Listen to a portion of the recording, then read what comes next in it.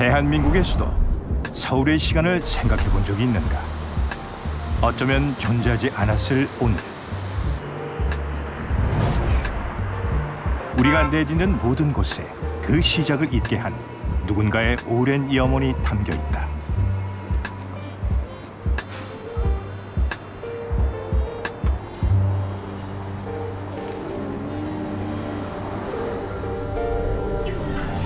(600년의) 역사가 교차하는 수도 서울의 꿈.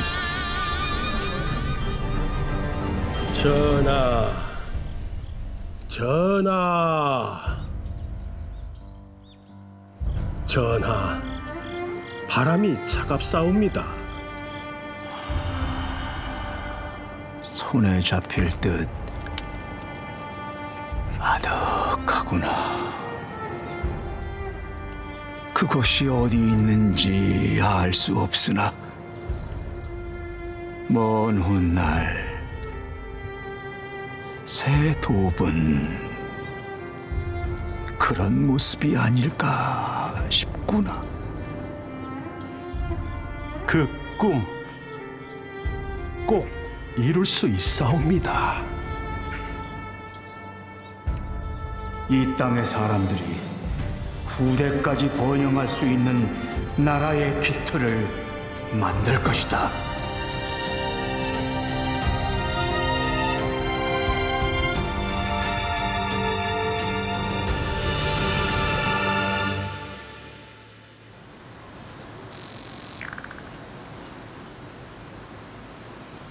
도심 아래 잠들어 있던 조선의 옛 모습이 깨어났다. 광화문 광장의 구조를 변경하면서 발견한 뜻밖의 흔적. 과거 이곳은 어떤 공간이었을까? 이번 발굴 지역은 세종대로 서편, 여기 가운데가 광장이었고 세종대로 서편 일대가 쭉 발굴됐었고 육조거리의 담장이라든지 외부 행랑이 일부 들어오고 실제적으로 발굴했을 때 보면은 문헌상으로 그대로 현재는 나타나고 있습니다. 광화문 앞 4,000제곱미터의 공간. 1900년대 초에 만들어진 관아의 실측 평면도와 거의 유사하게 그 흔적이 드러났다.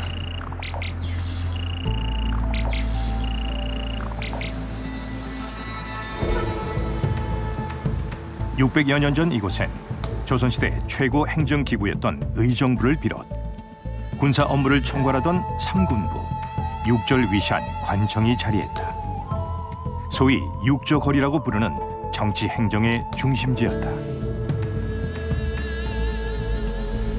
행정 중심 거리를 육조거리다라고 생각하면 될 것 같습니다. 근데 흥미로운 것은 건물의 모습은 바뀌었지만은 옛날에 삼군부가 있던 터에는 정부 청사 서울 청사가 있고 전체적으로 보면 조선시대 때 육조거리에 있는 주요 장소들은 여전히 공공기관이 있다라고 보면은 땅의 기능은 큰 틀에서는 유지되고 있다라고 볼 수가 있을 겁니다. 지금의 국방부에 해당하는 삼군부.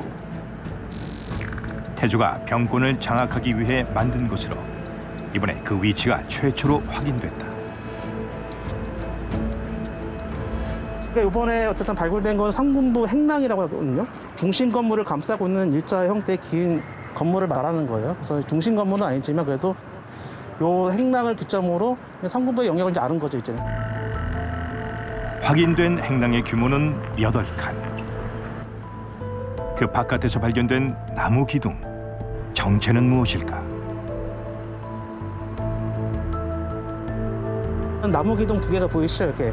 저 해태상의 그 위치가 현재 저기 서 있는 이 자리입니다. 서 있는 이 자리가 해태상이 원래 있었어요. 광화문 양옆, 선악과 시비를 가리는 상상의 동물 해치. 그런데 옛 사진을 보면 지금과 위치가 다르다.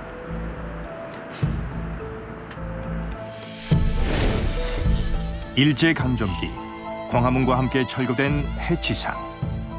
사진 속 전신주의 밑동을 찾으면서 정확한 위치를 알게 됐다.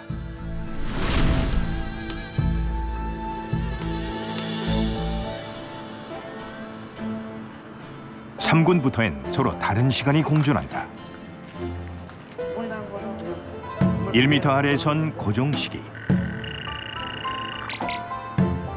3m 아래에 선 조선 개국 초기의 흔적이 드러났다. 가장 큰 거는 하천 범람이에요. 특히 왕조실록의 기록에도 보면은 청계천이 범람해서 주변 건물들이 다 휩쓸려 갔다는 기록들도 꽤 있거든요.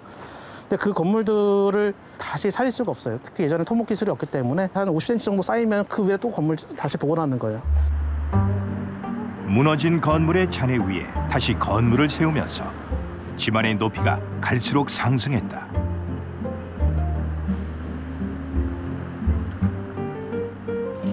켜켜이 쌓인 시간 위로 우리가 살고 있는 것이다. 광화문도 몇 번 와봤지만 조선시대에 이런 유물이나 예전 터가 있을 거라고 생각 한 번도 한 적이 없어요.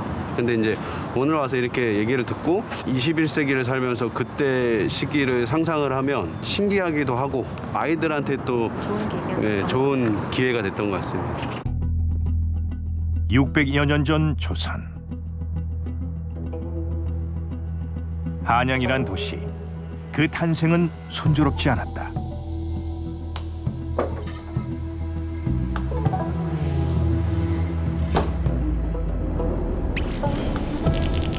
(1392년) 건국된 조선.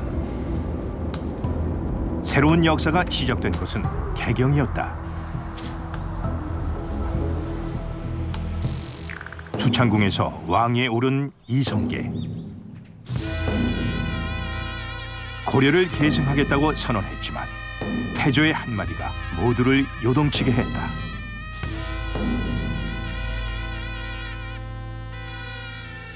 한양으로 도읍을 옮기도록 하라. 즉위 26일 만에 갑자기 내린 천도 명령. 하지만 변화엔 저항이 따르기 마련이다.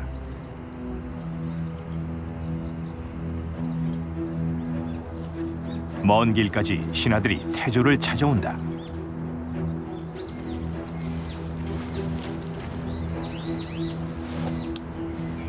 예까지 어인일들이요.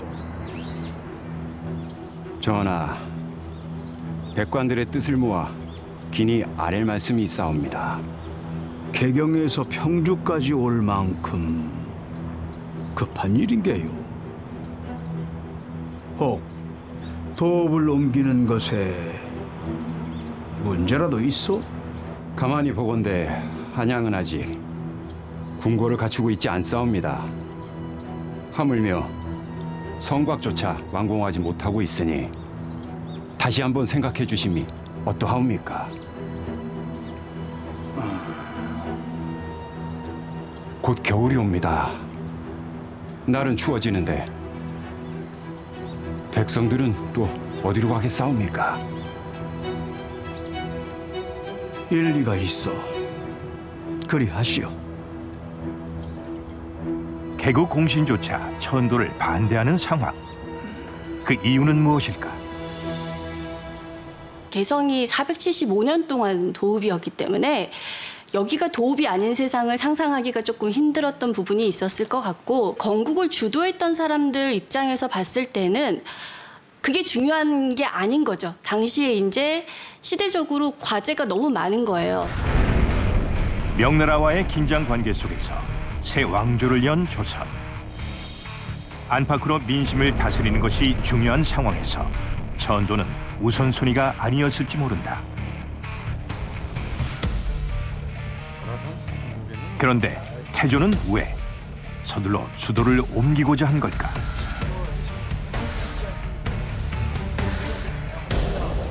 개경의 기반이 전혀 없는 데다가 개경이라고 하는 도시는 기본적으로 도시 곳곳이 그러니까 고려 태조 왕건과 그 왕실의 신화로 가득 찬 그런 동네예요. 그러니까 그런 곳에 이제 머무르고 싶지 않은 그런 이유가 크지 않았을까 이렇게 생각이 듭니다. 즉위 교서에 명시된 개국 반대파는 모두 56명. 개경에 탄탄한 기반을 가지고 있는 이들이었다. 개경에선 조선의 미래를 안심할 수 없는 상황.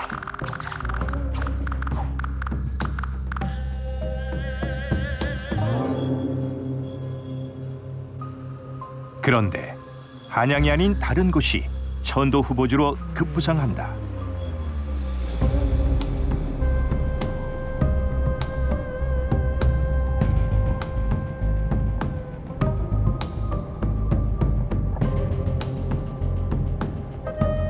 당대 최고 풍수거로 불린 권중화. 태시를 위한 명당을 찾아 떠난 길. 그의 눈에 계룡산이 들어왔다. 과연 이곳이 조선의 수도가 될 길지였을까? 직접 계룡산을 둘러보기로 한 태조. 하지만 답사길은 좀처럼 속도가 나지 않았다. 병이나 나흘이나 지체된 것. 바로 그때. 전하, 급히 아래에 올 일이 있사옵니다. 출발 직전에 무슨 급한 일이? 도평의 사사의 문서. 전하, 중전 마마께서 심한 병환이 나셨고 평주와 봉주에선 도석대까지 나타났다 하옵니다. 초적이라 누가 그리 보고하든가? 변장에 보고이옵니다. 명확히 고하라. 변장에 누구인가? 변장에 누구인가?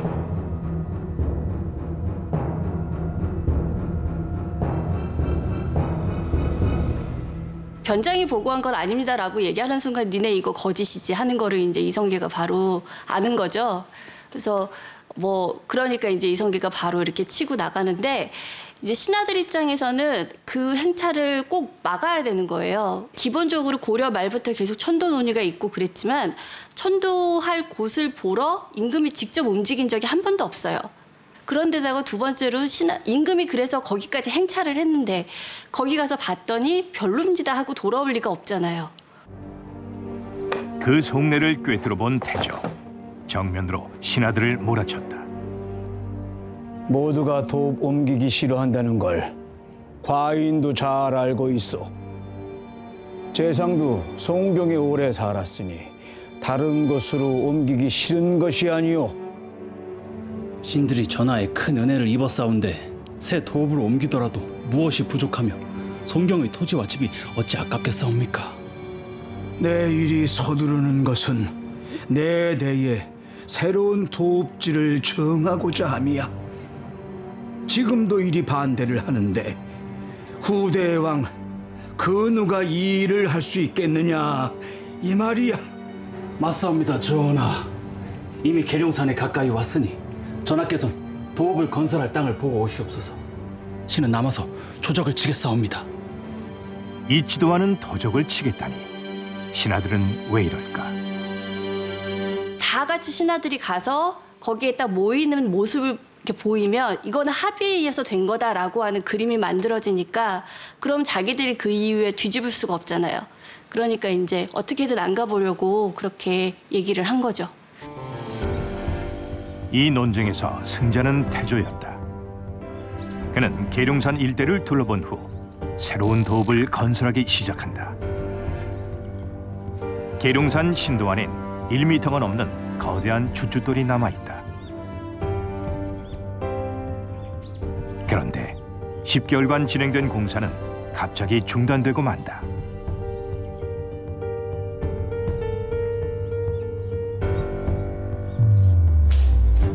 바로 하륜의 반대 때문.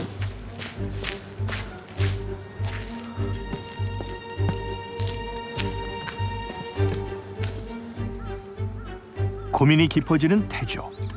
하지만 하륜의 말에도 일리는 있었다. 하륜이 최근에 자기가 송나라 시기에 호순신이라고 하는 사람이 쓴 풍수서를 봤더니 거기에 따라서 거기 그 계룡산 지역의 지세를 해석해 보니까 여긴 안 좋은 땅이더라. 그 책을 놓고 고려의 역대 왕릉의 지세를 이제 다시 파악을 해서 기륭을 맞춰본 거예요. 다 들어맞았다는 거죠. 그래서 계룡산 공역을 포기했다. 하륜이 추천한 곳은 지금의 안산이 있는 무학 일대. 하지만 좁다는 의견이 대부분이었다.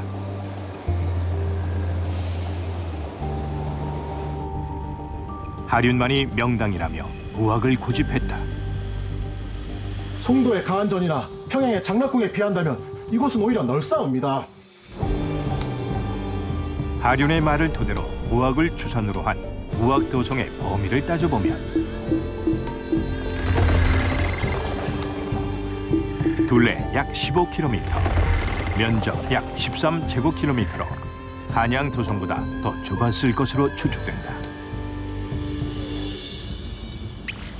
그리고 태조는 친히 무학에 행차한다. 지리의 법으로 보면 이것은 도읍이 될 수 없사옵니다. 함부로 옳거니 그르거니 하는데 정녕 이곳이 좋지 못하다는 것이요.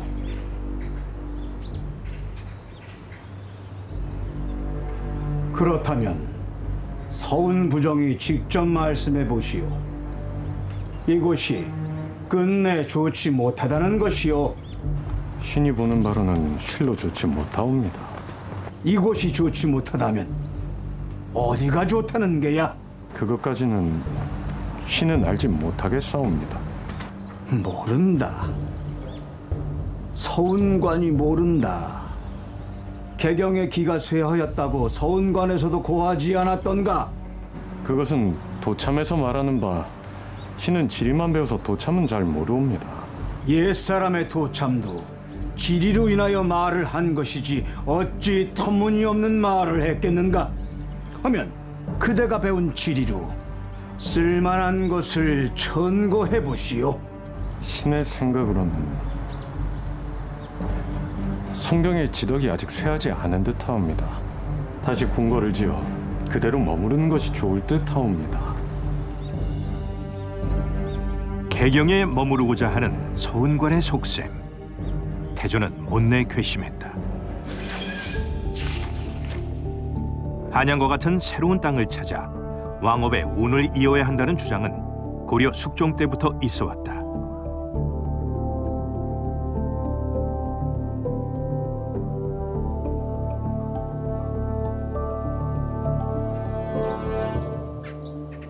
서운관에서도 이를 모를 리가 없었다.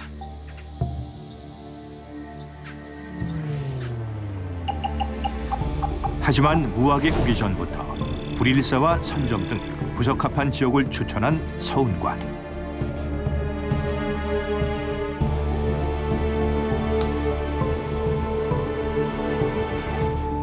파주의 민통선 내에 있는 도라산도 후보지 중 하나였다. 이곳을 둘러본 태조는 더럽고 습하다며 신하들을 나무랐다. 과도기니까 새로운 도읍을 정할 때 기준을 잡는데 풍수 도참증이 많은데 기관들이 논리가 부족한 거죠.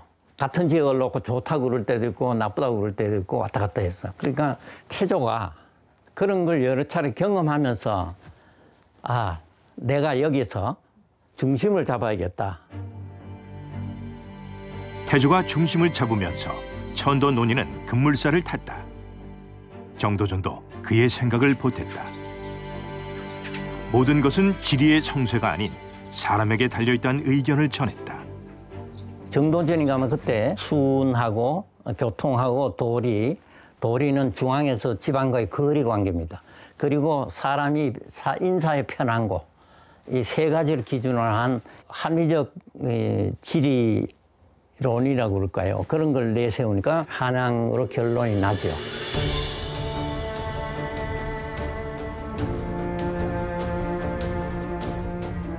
이 2년여 만에 결정된 조선의 새 도읍.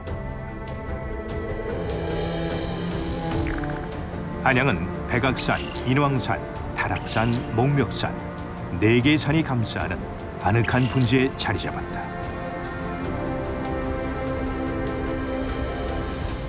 안팎으로 산수가 뛰어나고 사방으로 교통이 편리한 국토의 중앙. 한강이 가까이 있어 조운에도 유리한 지역이다. 우리나라 역사에서 보면 사실은 그게 처음이죠. 그 이전의 모든 도읍은 다 왕조를 연 사람들의 근거지거나 그래서 이제 그냥 그러다 보니 수도가 된 곳이지 이런 조운이나 국토 중앙을 뭐 이렇게 생각을 해서 자리를 잡은 건 아니잖아요. 중앙의 정부가 전국을 다 내가 다스리겠다, 이론적으로 다스리겠다라고 하는 그런 의지를 품고 있었다는 걸 볼 수가 있고 정치적인 면에서는 일종의 절충의 결과다. 아무데건 간에 천도를 하면 되는 태조와 그거를 막지 못하면 공임이 덜 드는 장소를 선택해야 하는 개국공신들 사이에서 봤을 때 한양이 최고의 절충점이 될 수 있었던 거죠. 수도 건설에서 태조가 가장 심혈을 기울인 공간은 한양도성이다.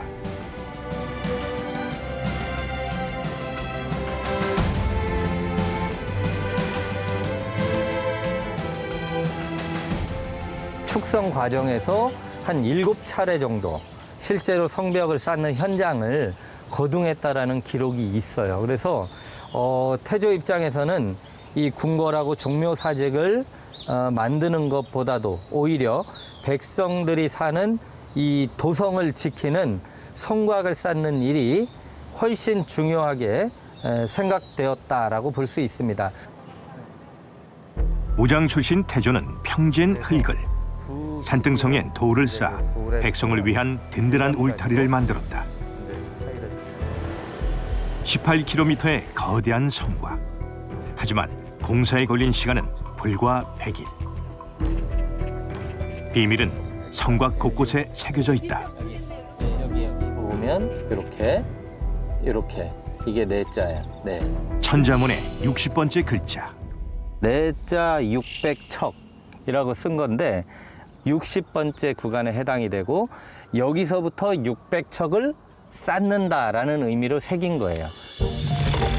전국에서 20만 명을 동원. 공사 구간을 600척 단위, 모두 97개의 구간으로 나눴고 천자문 순서에 따라 지역을 할당했다. 성을 쌓는 작업은 굉장히 중요한 국책 사업이었거든요. 그래서 이제 거기에 동원되는 그러한 그 사람들이 정말 책임 있게 공사를 해야만 단기간에 원하는 그러한 목표를 달성할 수 있었을 거다라고 생각을 할 수 있죠. 도성 안에서 가장 중심이 되는 곳은 왕의 공간인 궁궐. 광화문 누각의 잠긴 문을 열면 태조가 꿈꾼 조선의 당당한 풍경이 펼쳐진다.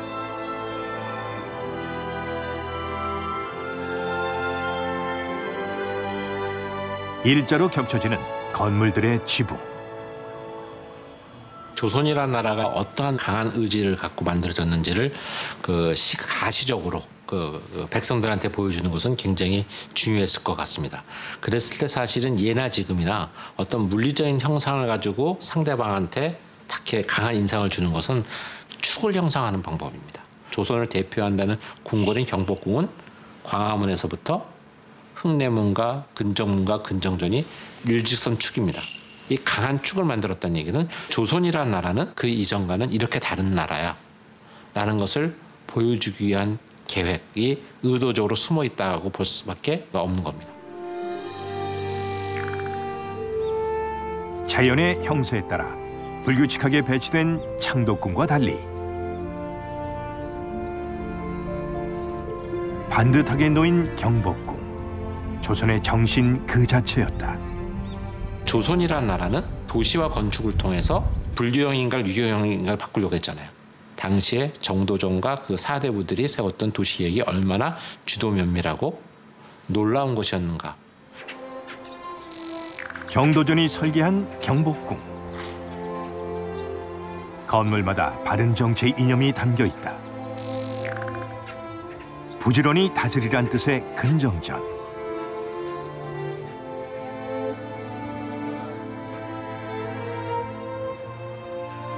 생각하며 정치하란 의미의 사정전.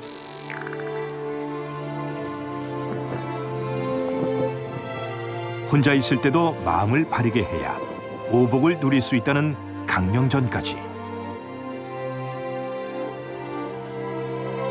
왕의 시선이 닿는 남쪽은 신하들의 공간이다.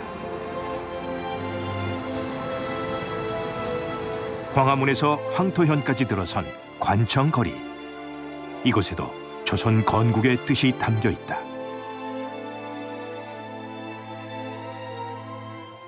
공간적으로 보면 왕의 공간과 신하의 공간이 서로 대등하게 서로 견주고 있는 곳이 육조거리다라고 생각하면 될 것 같습니다. 신하들의 독자적인 행정 권한이 상당히 보장되었다는 것을 의미를 하는 겁니다. 조선이란 나라가 법치국가였기 때문에 행정 관료 시스템 역시 법에 의한 시스템에 의해서 운영되는 나라여서 육조거리라는 게 특별히 규정되어 있지 않았을까 하는 생각을 합니다. 관리의 부정을 감찰한 사헌부. 16세기 제작된 총마 개회도에 그 모습이 담겨 있다.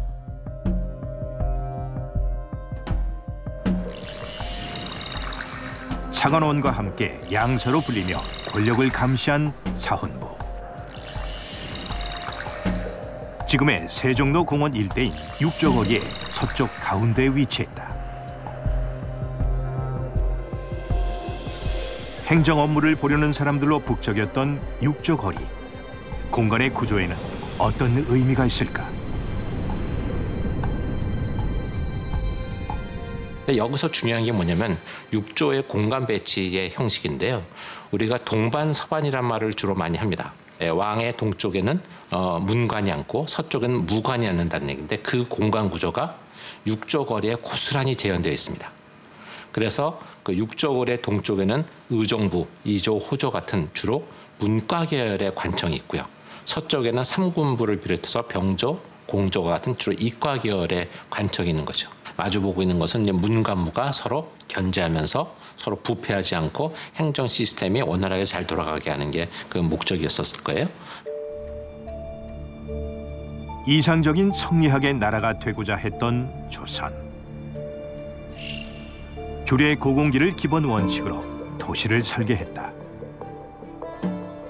왕을 중심으로 왼쪽엔 종묘, 오른쪽엔 사직을 배치하는 좌조우사.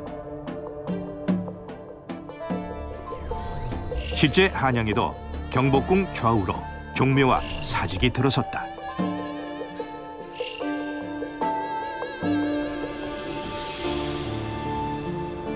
종묘는 역대 왕과 왕후를 모신 사당으로 조선의 정신적 뿌리라 할 수 있다.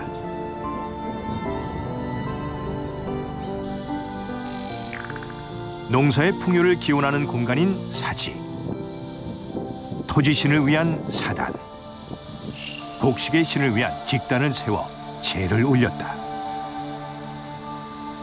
백성을 위한 민본의 공간이었다. 600년 전에 계획도심에도 불구하고 큰 틀에서의 틀은 계획을 했지만 그 안에 또 조직은 자연발생형 시스템을 그대로 수용했기 때문에 계획도시와 자연발생의 도시 구조가 어울린 계획도시예요. 자연을 활용한 계획도시 한양의 면모는 육조거리에서도 드러난다. 환경까지 보관합니다. 여름이면 비가 많이 오는 탓에 물길을 다스리는 것이 무엇보다 중요했다. 이 석축을 쌓는 거나 이런 것들은 중요도를 생각해서 얼마만큼 공을 들였고 그 당시에 이만큼 국력이 됐냐 그런 것들을 보여줄 수 있는 지표예요. 시대마다 모양은 달라졌지만 육조거리 양쪽 관청 앞길에 배수로를 만들었다. 산으로 수많은 골짜기를 통해서 물길이 흘러오기 때문에 그것이 자연 하천을 이루긴 하지만 이것이 조선시대 도시에게 굉장히 핵심적인 부분인데요. 이 물길이 그냥 물길이 아니라 이 물길을 배수로로 이용한 겁니다. 분지 지형인 한양은 잦은 범람을 겪었다. 물길이 없는 곳에 인공 배수로를 만들고 자연 하천까지 물길을 연결했다. 하수 시스템이 제대로 작동 안 하면 거기서 질병이 창궐합니다. 그래서 배수로 시스템을 완비를 해야지 그 도시가 건강하게 유지가 돼요. 건강하게 폐허화되지 않고 500년 유지했던 얘기는 그 상하수도 시스템, 배수로 시스템이 완비되었다는 것을 의미합니다. 완성된 도시, 그 기쁨은 시로 남아있다. 비옥하고 풍요로운 기전천리, 안팎 산하는 백리가 갑절이요 덕교의 형세마저 아우르니 왕업은 천세기를 누리다은 성은 높아 천길 초롱이고 구름은 복내 오색으로 둘렀도다. 해마다 상원엔 꾀꼬리와 꽃이요 때마다 도성 사람들이 즐기는구나. 재택 구름 위로 우뚝 솟았고 여염은 땅에 가득 서울이 연달았네. 다방 물건 서강으로 모여드니 큰 배가 만섬곡식 불어놓는 그릇 창고 안에 곡식 좀 보소. 풍족하니 정치 뜻이 아닐런가. 남쪽 나루 물줄기는 넘실넘실 사방에서 행인들이 모여드는구나.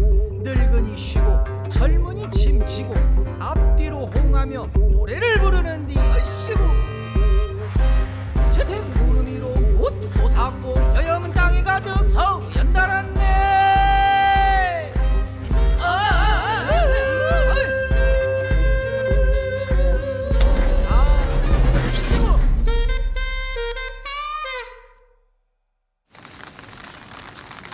하지만 그 감격은 오래가지 않았다. 태조 7년 1차 왕자의 난으로 한양엔 먹구름이 드리웠다.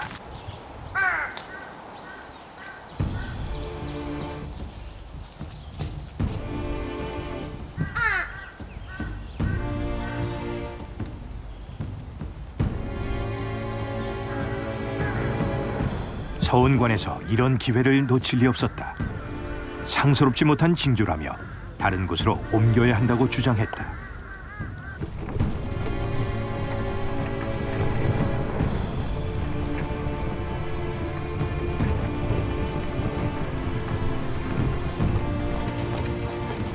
결국 피비린내 나는 한양을 떠나 개경으로 돌아갔다.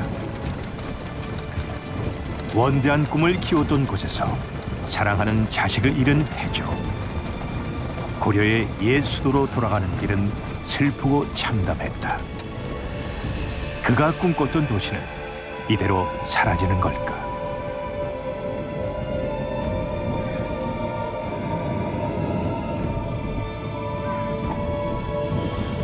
아바마마,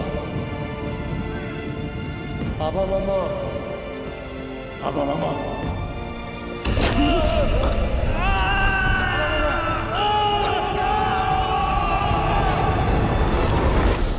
개경으로 돌아갈 때 태조 이성계에 대해서 이렇게 묘사한 부분을 보면 자기 이제 아내 능이죠. 정능 있는 데를 이렇게 지나가면서 여기 온다고 했을 때 나 혼자 결정한 거 아니지 않느냐 이러면서 눈물을 뚝뚝 흘리면서 갔다고 얘기를 해요. 개경으로 돌아온 다음에도 보면은 이 사람들이 개경 사람들한테 눈에 띄는 걸 너무 싫어해요. 그래서 한 곳에 머물러 있질 않고요. 새벽이나 한밤중에 사람들이 못 볼 때 그럴 때 이제 움직입니다.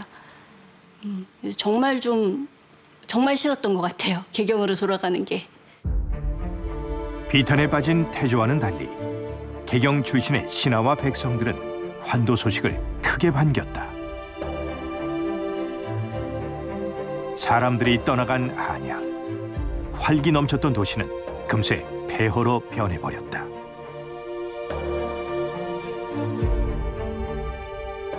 한도한 이후에 대부분 버려져 있고 이때의 집터가 기와인 집보다는 초가인 것들이 많고 버려지다 보니까 이제 한양에 남아있던 사람들이 자기들을 집을 짓는 데 쓰게 되고 해서 10의 한 8, 9는 거의 다 망가졌다라고 표현을 할 정도로 이제 한양이 조금 방치되어져 있는 상태의 모습입니다.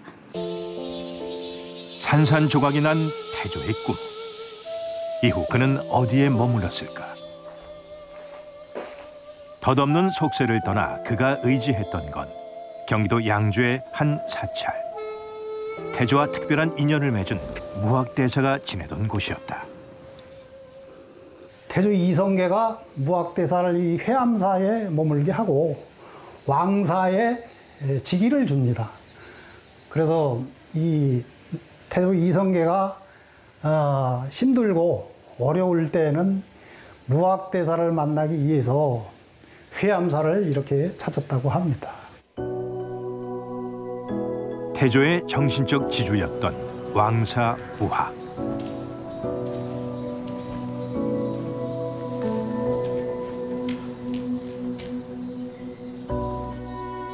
왕위에 있던 시절부터 회암사를 종종 찾았고 장왕으로 물러난 후엔 이곳에서 함께 수도 생활을 했다.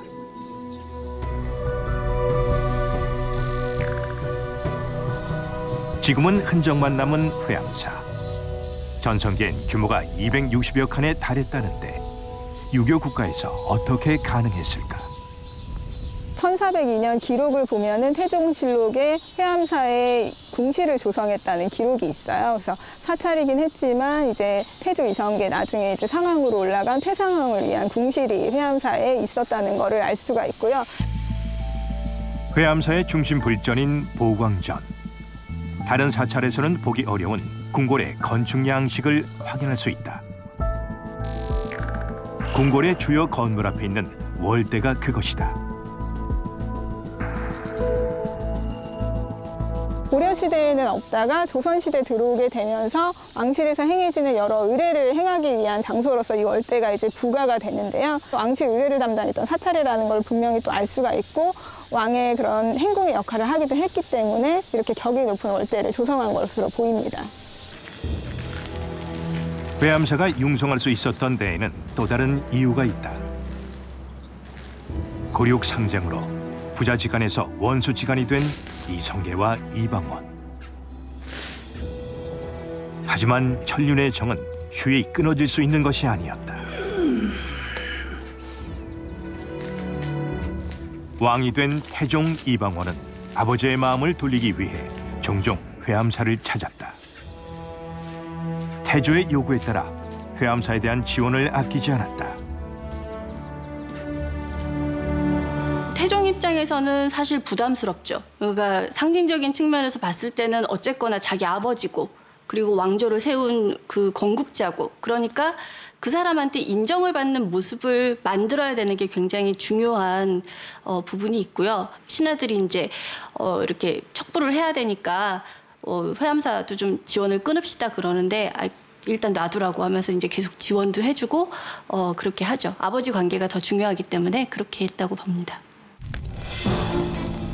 태종이 즉위한 지 한 달이 지난 겨울, 개경 수창궁에서 의문의 화재가 발생한다.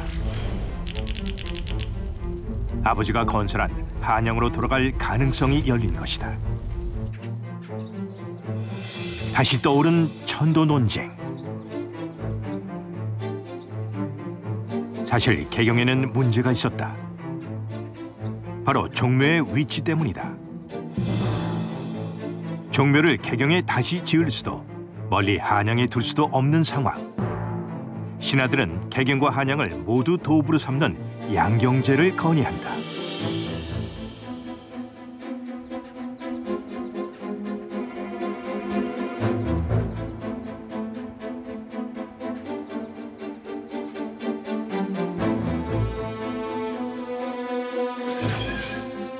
하지만 이를 지켜본 이성계는 매우 언짢아했다.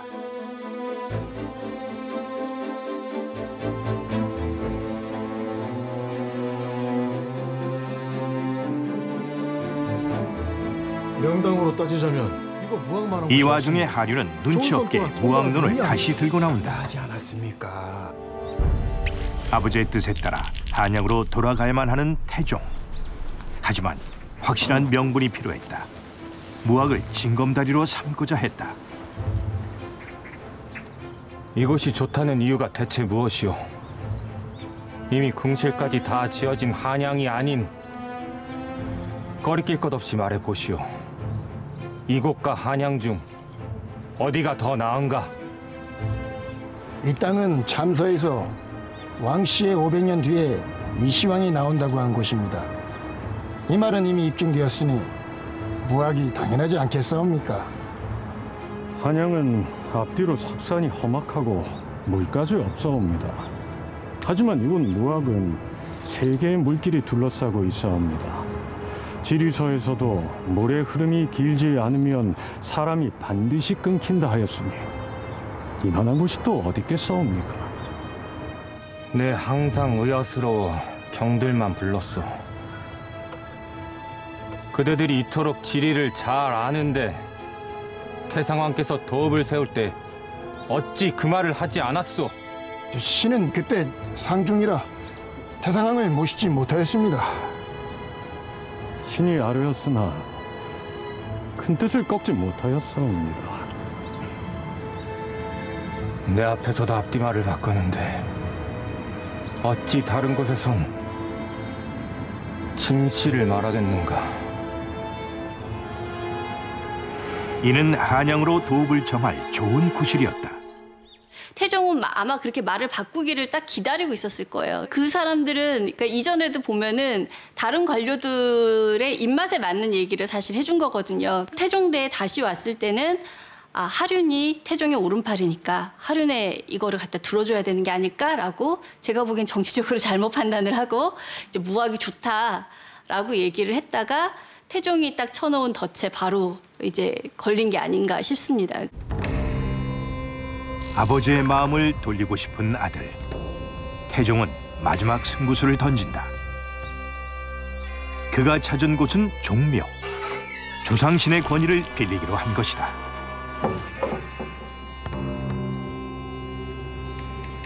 그동안 도읍이 제대로 정해지지 않은 탓에 인심이 안정되지 않았다. 오늘 한양, 송도, 무학 이 셋을 놓고 기륭을 점쳐 도읍을 정하고자 한다. 도읍을 정한 뒤에는 그 어떠한 일이 생겨도 다른 뜻을 가져서는 안 될 것이다.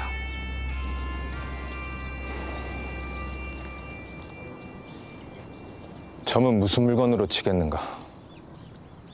풀로 하는 방법이 있사오나 그 결과를 명확히 따지긴 어렵사옵니다. 그렇다면 고려태조는 도읍을 세울 때 무슨 물건으로 하였는가? 동전을 던져 도읍을 정했사옵니다. 여러 사람이 결과를 함께 할 수 있는 것이니 지금도 동전이 좋겠다. 동전 던지기에 걸린 한나라의 운명. 결과는 어땠을까? 이길 일흉이 나온 한양. 결국 한양이었다. 재미있는 건 데리고 간 5명이 다 신복들이에요. 태종이 조사인안을 평정할 때 그 앞장섰던 그 종실의 이천우, 좌정성 조주는 제1차 왕자인안, 태종이 집권할 때 도왔던 사람이에요. 또 나머지 3사람도 다 그 2 사건 중에 어느 하나에 관계돼 있어요.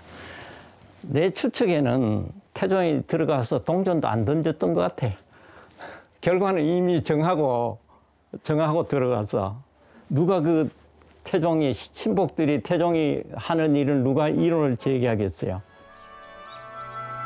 1405년 한양으로 돌아온 태종. 도시를 재건하기 위해 박차를 가한다. 그가 가장 먼저 한 것은 새로운 궁궐을 짓는 일.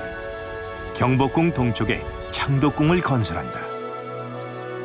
태종의 시대를 맞이하기 위한 공간. 그는 대부분 시간을 이곳에서 보냈다.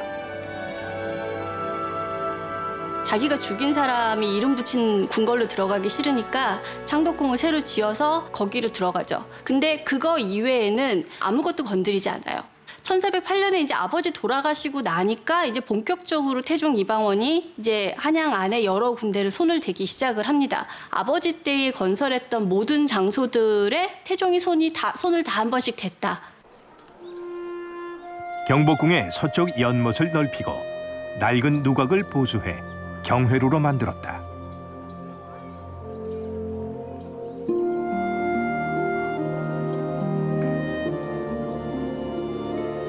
태종은 아버지의 노력이 담긴 한양 도성에도 각별한 관심을 쏟는다.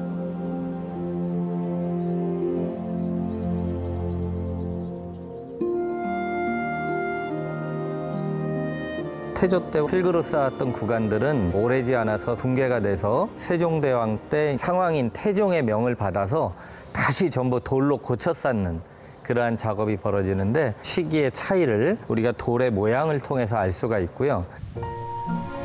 30여만 명이 동원된 대대적인 공사.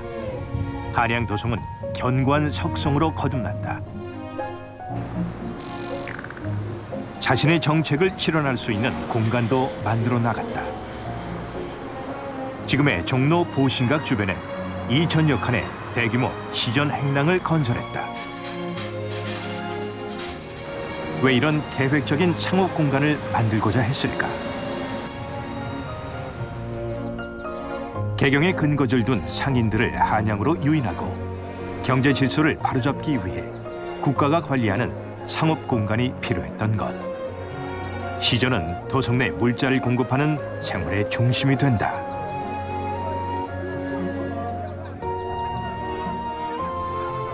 도성 주민들이 접근하는데 가장 편한 그런 곳에 시전을 위치시켰다는 겁니다. 백성들의 어떤 편의성, 이것들을 상당히 중시한 그런 위치 선정이다. 이런 걸 보면은 이른바 민본 사상의 반영이라고도 볼 수가 있는 것이죠. 태종은 잦은 범람으로 주민들의 생활을 위협하던 청계천의 치수 사업도 진행했다. 하천의 바닥을 파내 물길을 넓혔고 주변을 정리했다. 비가 와도 안심할 수 있는 튼튼한 다리도 놓았다. 개천 도감이라고 하는 걸 만들어서 지금처럼 이렇게 직선화까지는 아니지만 대개는 이렇게 동서로 길게 뻗은 이런 방식의 본류를 정비를 했다라고 보시면 되고, 도시 기능을 제대로 하기 위한 하나의 방편으로서 계획하에 만들어진 게 아닌가, 이렇게 생각해 볼 수 있는 것이죠. 아버지의 못다 이룬 포부를 끊임없는 저항 속에서 이룬 아들의 집념. 포기하지 않고 걸어간 두 사람의 꿈 위에 만들어진 도시 한양. 사람들은 이곳에서 과연 어떤 삶을 살아가게 될까?